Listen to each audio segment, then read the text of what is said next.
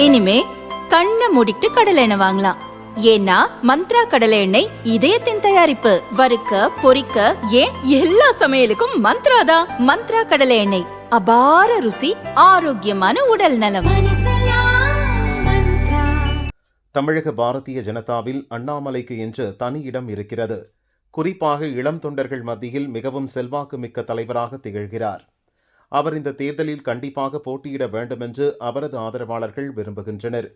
குறிப்பாக அண்ணாமலைக்கு செல்வாக்கு அதிகம் இருக்கும் கோவையில் ஒரு தொகுதியை தேர்வு செய்யும்படி வற்புறுத்துகின்றனர்.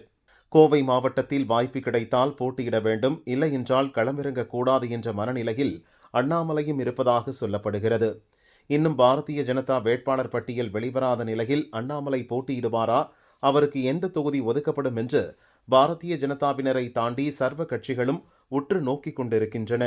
ஒரு வாரம் மேலாக அண்ணாமலை பெயர்தான் ஹாட் டாபிக்காகவும் இருந்து வருகிறது.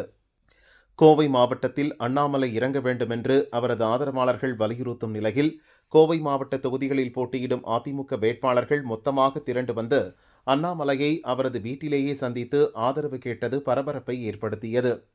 கோவை தெற்கு, கவுண்டம்பாளையம், சூலூர், கிணத்துக்கடவு, வால்பாறை, மேட்டுப்பாளையம் தொகுதிகளின் அதிமுக வேட்பாளர்களான அம்மன் அர்ஜுனன், ஜெயராம், அருண்குமார், கந்தசாமி, தாமோதரன், லட்சுமணன் ஆகியோர் அடுத்தடுத்து அண்ணாமலையை சந்தித்து வாழ்த்து பெற்றனர்.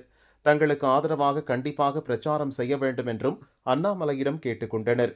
அவர்களிடம் அண்ணாமலை பேசும் வீடியோ இப்போது தீயாக பரவி வருகிறது. பிஜேபி பிஎல்ஏ உள்ள போய் உட்காந்து காலையில ஃபுல்லா வேலையை செஞ்சு நான் ஓட்ட போட்டுட்டு அவனுக்கு சாயந்தரம் வரைக்கும் இருந்து வேலையை முடிச்சுட்டு நாளைக்கு வர பிரச்சாரம் கேள்வி நான் அந்த காலேஜ் நான் வேலை செய்ய ஆரம்பிச்சேன். அன்னைக்கே நான் போட்டுக்கிறேன்.